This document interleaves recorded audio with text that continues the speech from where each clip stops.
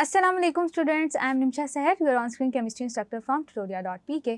Students आगे चलते हैं, इलेक्ट्रोकेमिस्ट्री के अंदर हम इलेक्ट्रोलिसिस को थोड़ा सा डिटेल के अंदर डिस्कस कर लेते हैं। स्टूडेंट्स हमने सबसे पहले लिया ब्रीफ इंट्रोडक्शन, हमने उसके यूनिट्स डिस्कस कर लिए, उससे रिलेटेड हमने न्यूमेरिकल्स देखे। आगे चलते हैं, हम देखते हैं कि हम इलेक्ट्रोलिसिस को मज़ीद कैसे एलेबोरेट करके एक्सप्लेन कर सकते हैं। सबसे पहले तो स्टूडेंट्स आपके पास ये जो इलेक्ट्रोलिसिस होता है ये दो तरह का होता है, ये फ्यूज्ड सॉल्ट्स का भी होता है और उसके अलावा स्टूडेंट्स ये एक्वस सोल्यूशन ऑफ सॉल्ट्स का भी होता है। अब स्टूडेंट्स फ्यूज सॉल्ट्स के केस में बेसिकली होता है ये कि आप मोल्टन फॉर्म के अंदर एक कंपाउंड को यूज़ कर रहे होते हैं। मोल्टन फॉर्म का मतलब ये है कि स्टूडेंट्स वो अपने आपके पास एक कंपाउंड है, आयोनिक कंपाउंड है, वो अपनी आप उसको क्या करते हैं हाई टेम्परेचर प्रोवाइड करके उसकी मोल्टन स्टेट के अंदर कन्वर्ट करते हैं और वो अपनी आयंस में कन्वर्ट हो जाता है। अपनी आयनिक फॉर्म में जब कन्वर्ट हो जाता है तो इट मीन्स कि आपके पास फ्यूज्ड स्टेट में। अब स्टूडेंट्स आपके सामने एक एग्जाम्पल है, उसका मेंशन कर देती हूँ कि स्टूडेंट्स होता क्या है बेसिकली इलेक्ट्रोलिसिस के अंदर कि वही आपके पास सारी सिमेट्री होती है, यानी कि एनोड है, आपके पास कैथोड है। अब कैथोड पे आपके पास हो रही होती है डेपोजिशन, यानी कि आपके पास होता है ये, फॉर एग्जाम्पल स्टूडेंट्स आपके सामने एक एग्जाम्पल है जिसके अंदर आपके पास NaCl जनरेट हो रहा है। अब स्टूडेंट्स ये जो NaCl की फॉर्मेशन है वो आप कैसे कर रहे होते हैं उसको हम देख लेते हैं। सबसे पहले तो स्टूडेंट्स आप ये याद रखेंगे कि आपके कैथोड के ऊपर सोडियम प्रेजेंट होता है जबकि एनोड के ऊपर क्लोरीन प्रेजेंट होता है। वो कैसे कि आपने मोल्टन स्टेट में सोडियम क्लोराइड लिया, अब आपने क्या करना है कि प्योर सोडियम क्लोराइड जनरेट करना है। जब आपने प्योर सोडियम क्लोराइड जनरेट करना है तो होगा क्या कि कैथोड के ऊपर पॉजिटिव आयंस आएंगे, वो डिपॉजिट हो जाएंगे। सोडियम आयन आया, इलेक्ट्रॉन एक्सेप्ट किया और डिपॉजिट हो गया। एनोड पे क्या हो रहा होगा, एनोड पे ऑक्सीडेशन हो रही होगी। अब ये जो एनोड पे ऑक्सीडेशन हो रही है ये आपके पास क्लोराइड आयंस जो नेगेटिव आयंस हैं ये एनोड की तरफ जाएंगे, उसकी तरफ अट्रैक्ट होंगे, वहाँ पे ये क्या करेंगे इलेक्ट्रॉन लूज करके ऑक्सीडाइज हो जाएंगे अपनी गैसियस फॉर्म के अंदर, +2e नेगेटिव। अब स्टूडेंट्स हो ये रहा है कि सबसे पहले एनोड पे नेगेटिव आयंस जा रहे हैं, इलेक्ट्रॉन्स लूज कर रहे हैं, ऑक्सीडाइज हो रहे हैं। ये इलेक्ट्रॉन्स जाते हैं कैथोड की तरफ, कैथोड पे ये इलेक्ट्रॉन्स जाते हैं और जाके क्या करते हैं कि वहाँ पे ये आपके पास जो पॉजिटिव आयंस हैं वो इन इलेक्ट्रॉन्स को ही एक्सेप्ट करते हैं और डिपॉजिट हो जाते हैं। एज अ रिजल्ट स्टूडेंट्स आपके पास क्या होता है, आपके पास ये जो पूरा इलेक्ट्रोलिसिस का प्रोसेस है वो हो रहा होता है। अब स्टूडेंट्स ये तो हो गई एग्जांपल सोडियम क्लोराइड की। अब हम लेड क्लोराइड की एग्जांपल ले लेते हैं। लेड क्लोराइड की जब स्टूडेंट्स आप एग्जांपल लेते हैं उसमें भी यही होता है कि आपके पास कैथोड है एंड देन एनोड है। सबसे पहले आपके पास लेड क्लोराइड है, वही होगा आपके पास के क्लोराइड आयंस जाएंगे एनोड की तरफ, पॉजिटिवली चार्ज आपके पास जो इलेक्ट्रोड है उसकी तरफ जाएंगे, वहाँ पे क्या करेंगे ऑक्सीडाइज हो जाएंगे, या आपके पास क्लोरीन गैस वहाँ पे जनरेट होगी और 2 इलेक्ट्रॉन्स। अब ये इलेक्ट्रॉन्स जाएंगे कैथोड की तरफ, वहाँ पे आपके पास है लेड, लेड के ऊपर +2 चार्ज है, यानी कि लेड आयंस जो हैं वो कैथोड की तरफ जाएंगे, वो क्या करेंगे यहाँ पे इलेक्ट्रॉन्स एक्सेप्ट करके डिपॉजिट हो जाएंगे। तो स्टूडेंट्स इस तरह से आपके पास जो फ्यूज सॉल्ट्स होते हैं उसमें इलेक्ट्रॉन्स का flow from anode towards cathode होता है, यानी कि आपका ये बेसिक कॉन्सेप्ट यहाँ पे क्लियर हो गया फ्यूज्ड सॉल्ट से रिलेटेड। अब स्टूडेंट्स जब हम बात करते हैं एक्वस सोल्यूशन ऑफ सॉल्ट्स की तो वहाँ पे हम 2-3 बातें याद रखते हैं। सबसे पहले हमने सॉल्ट का एक्वस सोल्यूशन लिया, यानी कि हमने उनको वाटर के अंदर डिसॉल्व किया है, वो भी हम इलेक्ट्रोलाइट के तौर पे यूज़ कर रहे हैं। अब स्टूडेंट्स यहाँ पे आपके पास कंपटीशन आ जाता है। कंपटीशन ये आ जाता है आपके पास कि आपके पास ऑलरेडी सॉल्ट अपनी आयनिक स्टेट के अंदर चला जाता है। सोडियम क्लोराइड है तो वो सोडियम आयन और क्लोराइड आयन की फॉर्म में चला जाता है।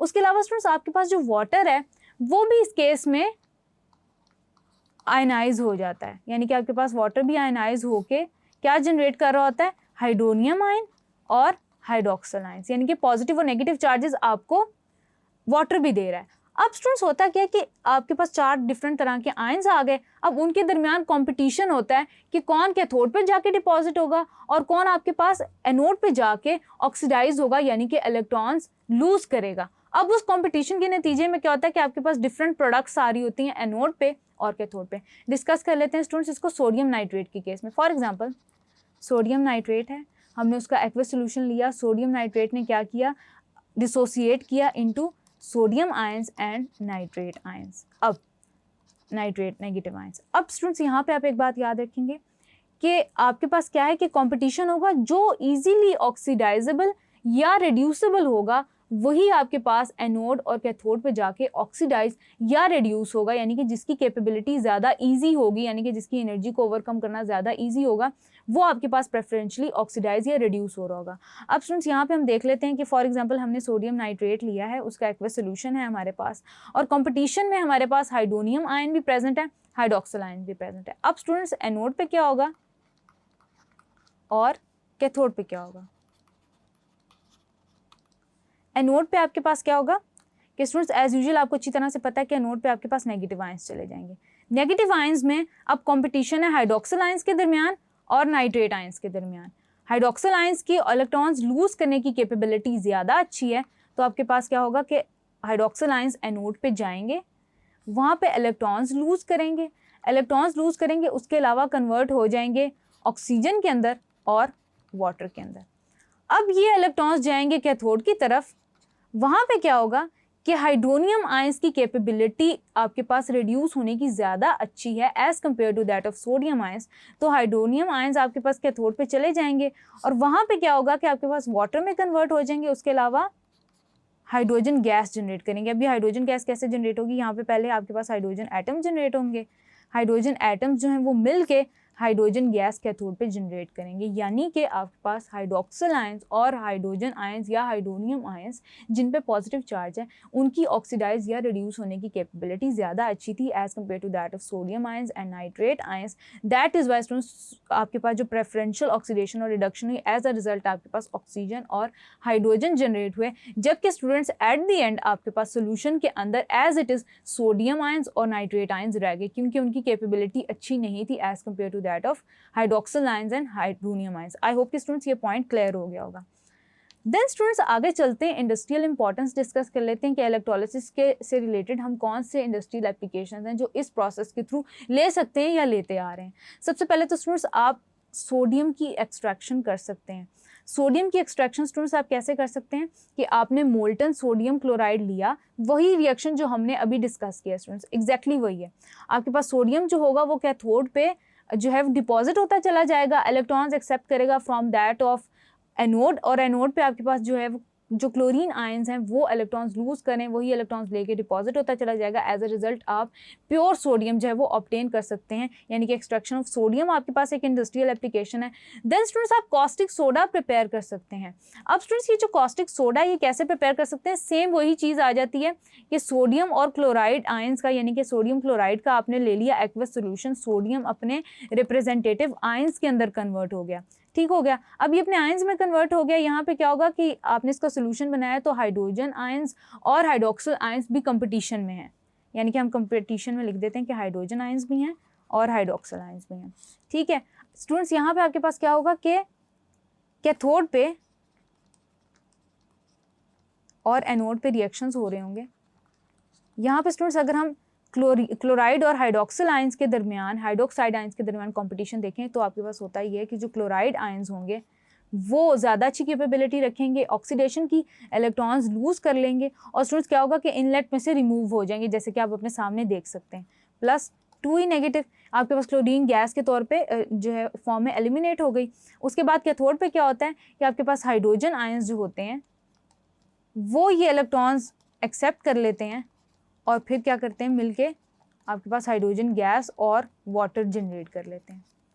अब स्टूडेंट्स यहाँ पे आपके पास क्या होता है कि या आपके पास कैथोड पे तो हाइड्रोजन गैस जो है वो इवॉल्व होगी और एनोड पे आपके पास जो है वो क्लोरीन गैस इवॉल्व होगी। सोल्यूशन में आपके पास कौन रह जाता है? सोडियम आयंस और हाइड्रोक्साइड आयंस, ये सो आपके पास रह जाते हैं। और एज अ रिजल्ट स्टूडेंट्स आप क्या करते हैं कि इनको आप प्योरीफिकेशन के प्रोसेसेस के थ्रू गुजारते हैं और कॉस्टिक सोडा जो होता है वो आपके पास at the end pure form में ऑब्टेन हो जाता है। तो ये स्टूडेंट्स आपके पास इंडस्ट्रियल एप्लीकेशन है कॉस्टिक सोडा को प्रिपेयर करने की from that of the down cell. Then students आपने देखा कि डाउन सेल और नेल्सन सेल के थ्रू आप कॉस्टिक सोडा और प्योर सोडियम ऑब्टेन कर सकते हैं। आगे चलते हैं स्टूडेंट्स, डिस्कस कर लेते हैं कि कैल्शियम और मैग्नीशियम को भी आप ऑब्टेन कर सकते हैं इसी प्रोसेस के थ्रू। उसके अलावा एल्यूमिनियम की एक्सट्रैक्शन कर सकते हैं।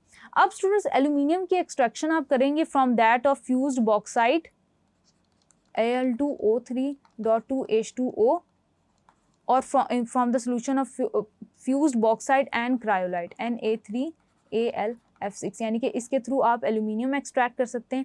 आप क्या कर सकते हैं कि एल्यूमिनियम को कैथोड के ऊपर डिपॉजिट करा सकते हैं और देन उसको आप eight the end of the reaction pure form के अंदर ऑब्टेन कर सकते हैं। एनोडाइज्ड एल्यूमिनियम की अगर हम बात करें तो क्या होता है कि एनोडाइज्ड एल्यूमिनियम में आप क्या करते हैं, एल्यूमिनियम को एनोड बना देते हैं ताकि आप एनोडाइज्ड एल्यूमिनियम ऑब्टेन कर सकें। यहाँ पे स्टूडेंट्स आप देख सकते हैं कि ग्रेफाइट और कार्बन एनोड सोल्यूशन के अंदर इमर्स्ड हैं और सोल्यूशन के अंदर आपके पास मोल्टन इलेक्ट्रोलाइट प्रेजेंट है बॉक्साइट और क्लायोलाइट की फॉर्म में, और मोल्टन एल्यूमिनियम भी आपके पास इलेक्ट्रोलाइट के अंदर प्रेजेंट है। अब होता क्या है कि आपके सोल्यूशन में से क्या होता है कि कैथोड के ऊपर एल्यूमिनियम जो वो डिपॉजिट होने लगता है और एज अ रिजल्ट आप एल्यूमिनियम को एक्सट्रैक्ट कर सकते हैं। देन स्टूडेंट्स आगे चलते हैं, प्योरिफिकेशन ऑफ कॉपर को डिस्कस कर लेते हैं।